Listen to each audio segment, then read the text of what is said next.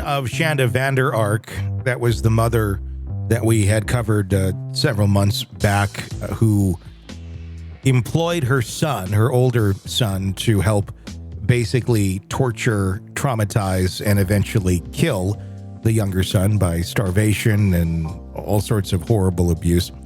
Paul Ferguson, her son, was the henchman, basically, sentenced in court today. Let's take a listen to that sentencing from the judge. You had a job.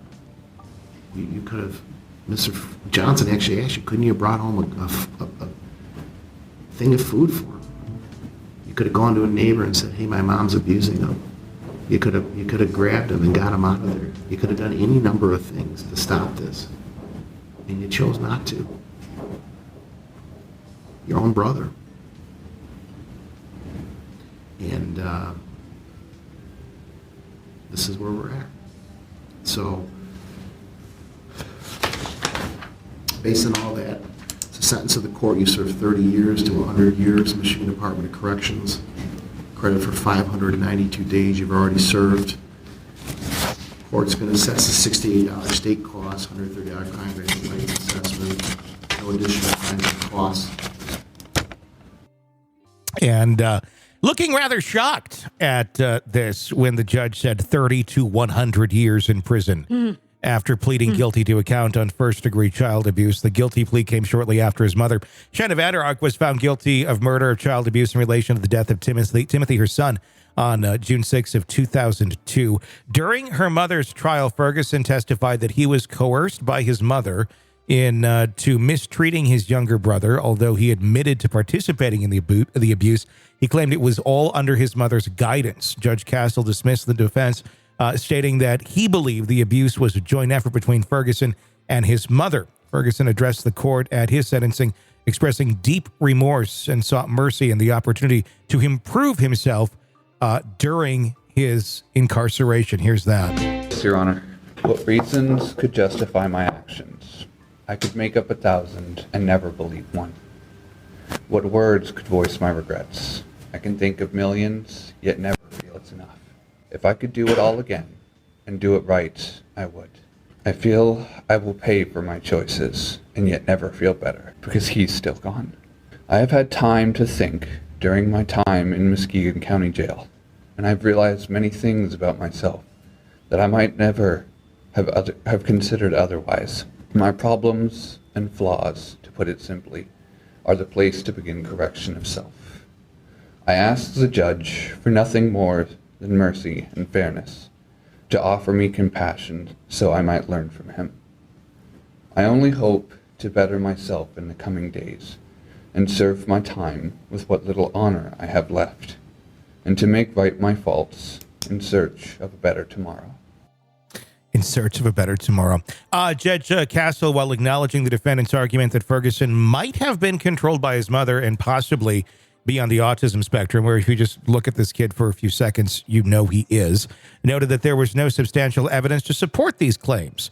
The judge criticized Ferguson's narrative as manipulative, pointing out a lack of empathy and emotional connection in both Ferguson and his mother. The judge acknowledged Ferguson's inadequate socialization and troubled upbringing, but expressed doubts about his potential for rehabilitation, voicing concerns about the risk he could pose to the public if released. Yeah, I mean, it was very interesting in a way of looking at this. I think he probably did the right thing. I think the judge did the right thing. You know, I feel that way, but I also, gosh, I think this kid, granted, this was in 22, so a year and a half ago-ish, 2 years ago, so he was 18. He was an adult, but he was probably stunted. And if he's on the spectrum at all, that might make things difficult for him as well. This was his home environment, and she was a monster. So does it make it right that he followed her orders? No, absolutely not. But I also think he was trying to survive as well. I do too, but in the process, a monster has been created that doesn't have empathy, that Yeah. And from what we've understood from some of the, it goes beyond just what we're talking about here, but interviews that were done with him, evaluations that were done with him, clearly showed that he is incapable, basically on the psychopath area of feeling those things. As much as it'd be lovely to go, oh, you get a try out here in the real world. This is one where I think they kind of caught it ahead of time, finally, rather than like, well, let's give it a shot, even though, like, I don't know, I know it's a human being, so I'm not trying to diminish that at all either. But look, if you got a pit bull and you beat the living shit out of it and treated it horrible its entire life, and then said, oh, but you know what? It's never been to a playground around little kids before. Why not let it go play?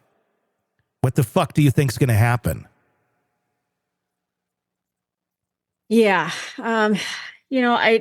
So I guess, yes, he should probably be away from general society because he himself is most likely a monster. But I don't know that he deserves the same punishment, in quotes, that his mom did. I think, yes, he should be incarcerated. But as far as levels go, I hope it's not as awful and horrible for him as it is for his mom. Mm-hmm. Does that make sense? Because yes, even though he did a lot of the things, I think he did them because he had to. Here's what the judge had to say about that. Mr. Ferguson, I think you are a product of your environment, but I don't believe you that you're sorry. I don't. I don't think you have empathy. I don't think you have any emotion whatsoever. And that's what scares the court. It really scares me. I think you're sorry that you're here. I think you're sorry you got caught. I don't think you wanted Tim to die either, like your mother, because you would get caught and you wouldn't torture him anymore. And believe me, I've tried to sit here and try to think, well, maybe Mr. Ferguson's not as bad as Mom. I think you're just as bad, if not worse. Oh. If not worse. There was also testimony from, I believe it was a sister. It escapes me at this second in time, but that had testified to saying just the amount of joy that it appeared that Paul got out of abusing and hurting people and his siblings and such while under the care of Shanda Vander Ark. Now, of course, maybe can I retract everything I said? I mean, I feel bad. I don't know. Part of me is, I've known some people who are on the spectrum, and their level of empathy and compassion, the ones that I've known on the spectrum, they're not capable of it. And it doesn't make them a bad person. It doesn't make them capable of something like this, but they just don't feel the remorse that you and I do. Mm-hmm. And so it's, for me, I'm like, this kid was just in the wrong place at the wrong time. And so was his brother. And if you have no history of violence and no history of doing horrible things to people, you can go out and live your life just fine. But he does. That's all he knows, is doing this to people, and clearly finding some sort of joy in it as well.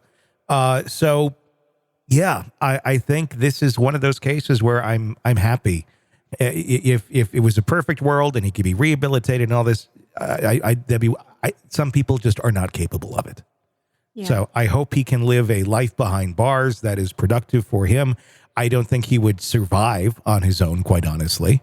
Right. And that's why he was with her. Yeah. Even granted, a lot of kids are staying at home much older now, but as an 18-year-old, if she was so awful, why didn't he get out? He could have left. Well, maybe he wasn't able to. Why am I defending him? I mean, what's going on? There's a lot at this where, the kid got screwed, horrible hand. He was bred into being a monster. He became a monster, and he still is a monster. It just because they got caught doesn't make him suddenly not a monster. It is what it is. He, I'm sorry. There was too many times, if he really did give a shit, he could have done something. He could have gone to authorities. Right. He could have turned her in. He could have done something, but he chose not to.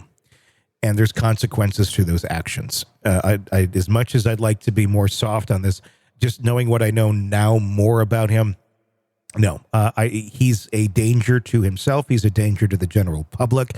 And finally, a judge did the right thing and is putting someone who is a danger away and keeping them away. Want to listen ad-free? Want advanced access to all of our interviews before anyone else? Become a True Crime Today Premium Plus subscriber on Apple Podcasts. You get every episode commercial-free. So you can binge on True Crime Until you can binge no more. Search True Crime Today Premium Plus on Apple Podcasts now, or go to our podcast page and sign up now. More of the Hidden Killers podcast next.